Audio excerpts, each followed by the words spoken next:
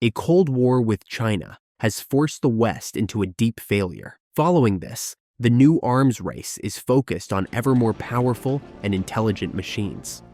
In a lab, a man is analyzing a patient named Paul in scrubs. He has a big wound on his head, and a chunk of his brain is missing.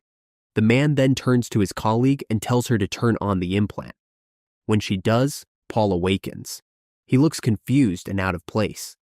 The man examining him, Vincent, asks if he knows his name, but Paul doesn't have an answer for that. Vincent then told Paul that Lucy was going to set up the experiment, and he would have to tell them which cup the ball is under. Lucy did as instructed and then left the room. After she left, Vincent changed the position of the balls under the cups and asked Lucy to come back. When she returned, he asked Paul, if Lucy wants to find the ball, which cup should she look under? It's under A or B. Paul pointed at the cup that the ball was under. However, he told him that Lucy didn't know the ball was there. Vincent explained this to Paul, but Paul insisted that he saw Vincent place it there. This frustrated Vincent, while Paul continued explaining that facts were facts. Vincent then turned and started conversing with Lucy about their situation. Meanwhile, Paul kept asking for his mom. Suddenly, he got up and hugged Vincent from behind. Vincent tried to calm him down and asked him to sit, but instead of sitting, Paul stabbed him with a pair of scissors he had secretly taken from the table. He then turned to Lucy and started stabbing her as well. Vincent managed to trigger the alarm, and security rushed in. Paul attacked everyone who entered the room, but they finally managed to subdue him. However, just as he was about to shoot Vincent, Paul hesitated, apologized, but aimed the gun at him.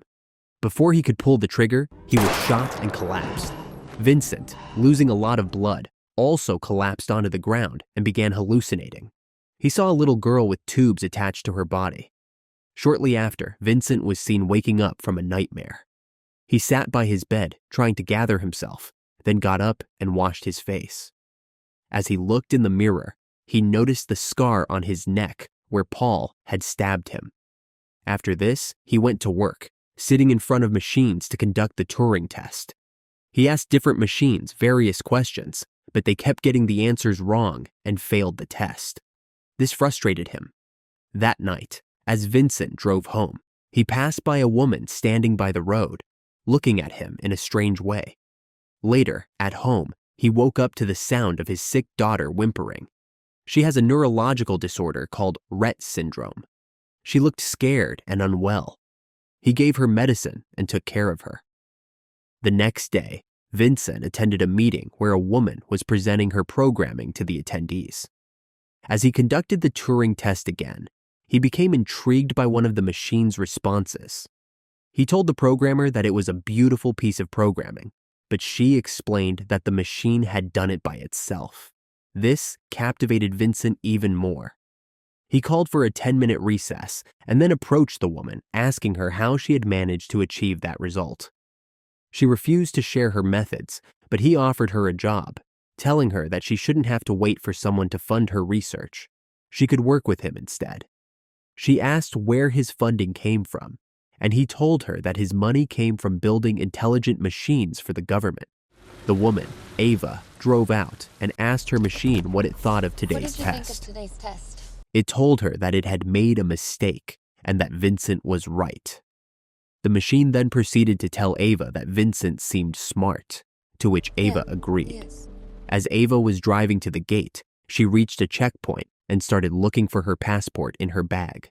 Suddenly, a woman approached, urgently tapping on Ava's car window. She was asking for her son and pleading for Ava's help to look for him. Before Ava could do anything, guards arrived and pulled the woman away from her car. Ava got out of the car to help, but she was immediately arrested. Following this, Vincent was called and went to help Ava out. While sitting with him, she asked about the woman and what she wanted. Vincent told her that the woman's son had died, but she couldn't move on from his death and was seeking help. Ava struggled to process this, but Vincent changed the subject and asked if she wanted a coffee. They walked together, unaware that a machine was observing them and listening to their conversation. As they walked, the cyborg guards told Ava that she couldn't take her cell phone inside. she asked Vincent about the scars on the guards and what they were. Vincent explained that the scars were where their implants had been inserted. He continued, explaining that a couple of weeks after receiving the implants, people began losing their ability to speak. The cyborg that had been listening to them stood in front of other cyborgs. She kneeled before one of them and said something unintelligible before setting them on fire, burning them. Back at Vincent's lab, Ava noticed the smell of gasoline. Vincent told her that the generator ran on diesel. Inside the lab was Thompson, the head researcher.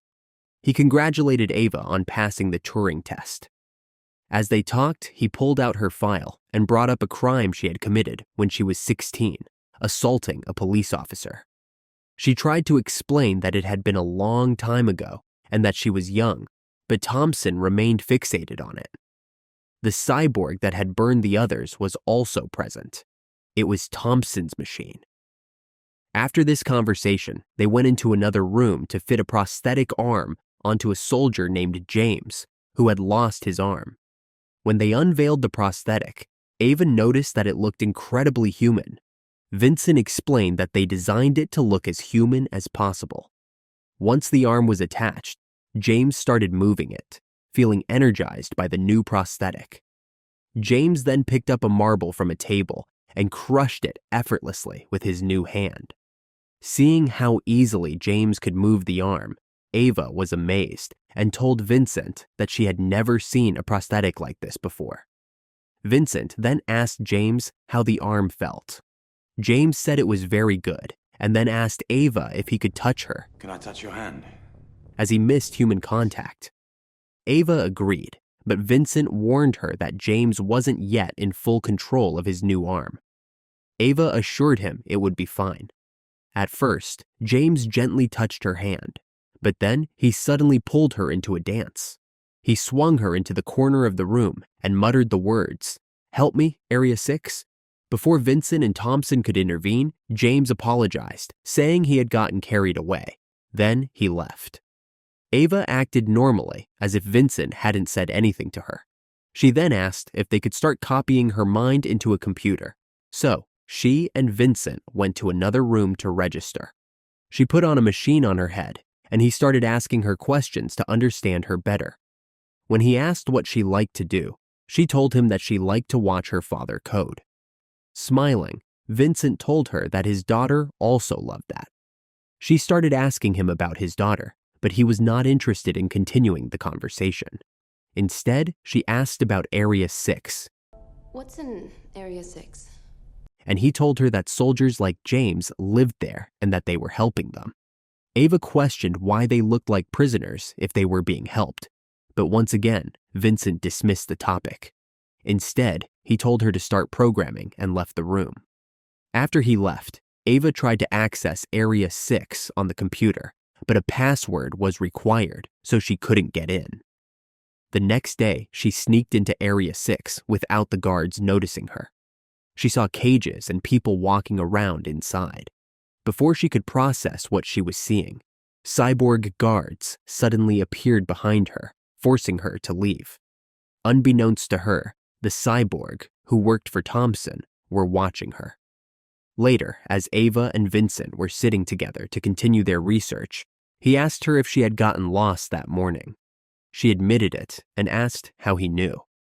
He told her that no one had told him but warned her not to wander again. This unsettled her, and she asked him what he meant. He told her that he didn't want her to get hurt and advised her to mind her own business. Meanwhile, in another room, Thompson was trying to figure out what Ava was up to. He had seen her attempting to hack into Area 6 through his cyborg's surveillance feed. After witnessing this, he walked into the room where Ava and Vincent were, interrupting their conversation. Later, as Ava and Vincent were driving, she asked him, "If you hate this place so much, why do you stay?" Following this, Vincent opened up about his daughter. He told her about her sickness, that she needed a separate implant to cure her. He admitted that his funding from the research was being used to save his daughter. Ava realized that Vincent was trying to fix the damage in his daughter's brain using her brain scan. She told him not to hide anything from her if they were going to help each other and assured him that she would help him. As they drove, they saw Ms. Dawson, the woman who asked her for her son, standing in front of them. Ava told Vincent that they should help her and got out of the car to offer her a ride. But as she approached, she realized the person wasn't actually Ms. Dawson, it was a cyborg. The cyborg suddenly stabbed Ava and attacked Vincent. Meanwhile, back in his office, Thompson watched everything unfold through the cyborg's surveillance feed, monitoring the attack on Ava and Vincent. Thompson told him that the Chinese had been trying to stop their research for a while now and had resorted to killing scientists. However, this did not convince Vincent, as he questioned why he himself hadn't been targeted. Thompson explained that the patrols had intervened and that the person who attacked Ava had run into the woods. As they talked, Vincent told Thompson that he was considering using Ava's face for the next project. Thompson found this strange, but since Vincent had already started working on a prototype, he observed as it was being prepared. Once it was completed, Vincent introduced the new machine to everyone. When he removed the covering, the cyborg looked exactly like Ava. He ordered her to open her eyes, and Ava's lookalike did so. Vincent removed the restraints, and the cyborg immediately told Vincent that he smelled sweet. Thompson requested a psych test. During questioning, Ava's lookalike answered similarly to the real Ava. To test her ability to experience fear, they placed a spider on her face, and the cyborg reacted in fear. Vincent quickly stopped the test, and the cyborg repeatedly thanked him. In another test, they brought in a man wearing a clown mask, knowing that Ava had been afraid of clowns. The cyborg reacted violently and killed the man. Vincent ran into the room, shocked to see the man dead on the ground. After everything that had happened, Vincent visited James.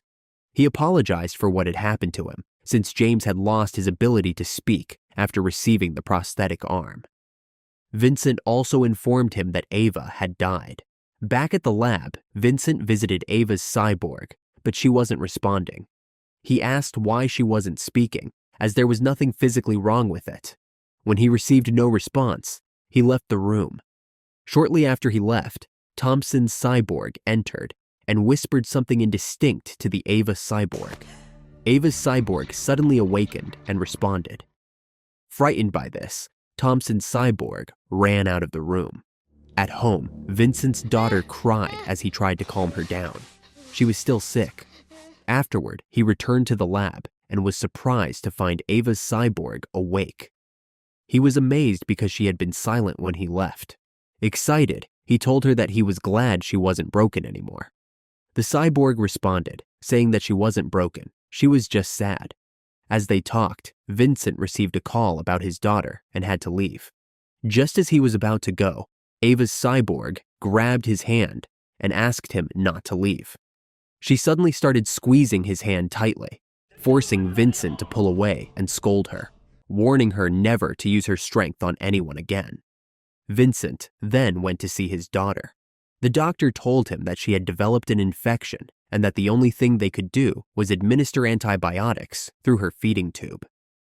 Vincent asked about other procedures and surgeries before heading back to the lab.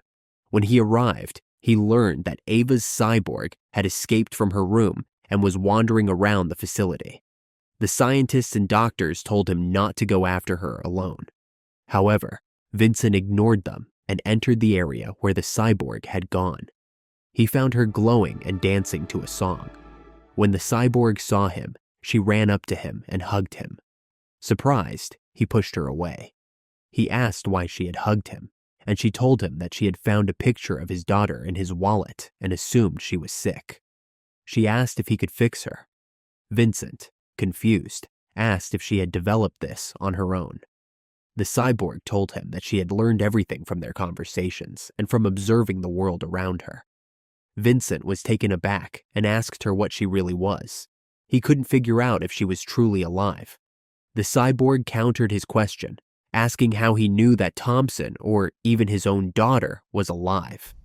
Vincent answered that they were human, but the cyborg insisted that she was just like them. Before they could continue their conversation, a special forces unit arrived.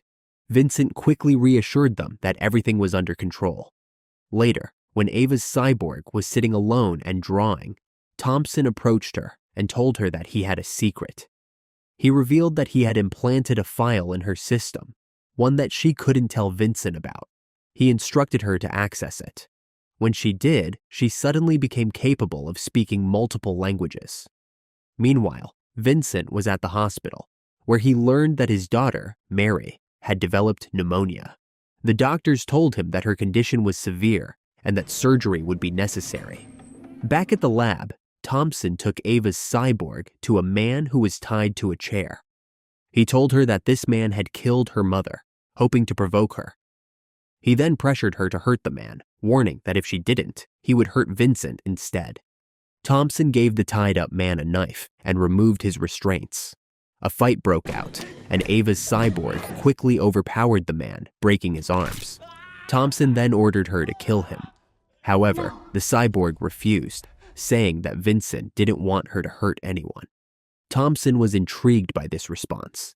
He realized that she was different from the others. Back at the hospital, Vincent was taking care of his daughter, cherishing every moment with her. When he returned to the lab, he found Ava's cyborg hiding under a table. He asked what she was doing, but she refused to answer. He then told her that he had brought pictures from outside and asked if she wanted to see them. Slowly, she emerged from under the table and sat next to him. As he showed her the pictures, he once again asked what had happened the previous night. She didn't want to answer at first, but eventually she admitted that she had killed the man. When Vincent asked why, she told him that she didn't want to die. This revelation made Vincent realize that she was truly alive. He rushed to tell Thompson about it, but Thompson was skeptical and told him to prove it. Give me some proof and I'll hold off. Later, while talking to the cyborg, Vincent told her that if she was really alive, she could be a second chance for his daughter. He needed to find out for sure. The cyborg assured him that she was alive. At that moment, Vincent received a phone call. While he was distracted, the cyborg told him that she loved him. Back at the hospital, Vincent was informed that his daughter's surgery was about to begin. He waited outside as the operation took place. Shortly after, a doctor came and told Vincent that his daughter didn't make it. Devastated, he buried her. Afterward, he returned to the lab and spoke to the cyborg again. He asked what she was feeling, and she told him that if he looked closely, he would see for himself. When he did, he realized that the cyborg had consciousness. With this discovery, he rushed to Thompson to tell him what he had found. However, Thompson insisted that the cyborg needed to be destroyed, saying that the last thing they needed was machines with consciousness. Vincent argued that they couldn't destroy her because she was alive. Thompson, however, told him that the only other option was to change her, to make her more like a machine than a human, or else she would be destroyed. Vincent returned to the cyborg and told her that they were afraid of her. He admitted that Thompson wanted him to make her more like a machine. When she asked why, Vincent confessed that he didn't want to do it, but he had no choice. Thompson had the only remaining memories of his daughter, and if he didn't comply, he would lose them forever. Hearing this, the cyborg told him that she would act like a machine, but Vincent knew she couldn't fool them. Seeing his distress, she told him to save his daughter and assured him that it was okay to make her more like a machine. After this, the operation began. As they worked on her brain, she became frightened and begged them to stop. But Vincent couldn't. He leaned in and whispered to her that if she managed to fool them, they would watch the sunset together. Then he removed something from her brain and told his assistant that this was her consciousness. When he stepped out, Thompson was waiting by the door. He coldly informed Vincent that he was going to delete his daughter's memories. Vincent, enraged, started screaming, telling Thompson that he couldn't erase his daughter. But before he could do anything, he was arrested. After this, the cyborg became different, more machine than human. They brought her to Vincent's cell, and Thompson ordered her to shoot him. She walked up to him with a gun in her hand, but just before she could pull the trigger, Thompson stopped her. Later, Vincent's assistant discovered that what Vincent had removed from the cyborg was not her consciousness. It was just a GPS backup. He quickly informed Thompson of this revelation, but before they could process it, the cyborgs had already begun acting on their own. Ava's cyborg went to Vincent and freed him from his restraints. He wanted to retrieve his daughter's memory, but the cyborg warned him that he would die if he tried. Instead, she volunteered to go in his place. By this time, every cyborg in the building had turned against the humans. Thompson began shutting them off one by one while the cyborgs continued their attack. He desperately kept deactivating their implants while chaos erupted around him. As Vincent worked on the computer, his assistant walked in with a gun, but before anything could happen, James attacked the assistant from behind. Meanwhile, guards opened fire on Ava's cyborg, but she overpowered all of them. Thompson sealed the doors, attempting to trap her inside, but his cyborg helped her escape. Realizing the situation was slipping out of control, Thompson decided to handle things himself. He grabbed a gun and went after Ava's cyborg. When he found her, he shot at his cyborg, and she collapsed. However, when he aimed at Ava's cyborg, the bullets couldn't hurt her. He then threw a grenade, but before it could detonate, she caught it and threw it back at him, injuring him. As he lay wounded on the ground, he begged her not to kill him. She assured him that she wouldn't. Then, instead of killing him, she gouged out his brain. At that moment, Vincent entered the room. He told her that he needed to retrieve his daughter's memory. The cyborg suggested that the safest place to store it was in her brain, but she would understand if he didn't trust her. Instead of answering, Vincent hugged her and told her that he trusted her. I trust you. After this, they left the facility. Outside, they encountered Ms. Dawson. Vincent handed her a file, telling her that it contained everything she needed to know about her son. Sometime later, Vincent was sitting alone, holding a device that contained his daughter's memory. He asked if she wanted to play a game with him. The device responded, saying that she did want to play, but with Mommy, not him. At that moment, Ava's cyborg approached and gently took the device from his hands. She then stood by the water, staring into the distance. Vincent looked at her from behind, sad and devastated, realizing that his daughter no longer wanted to play with him.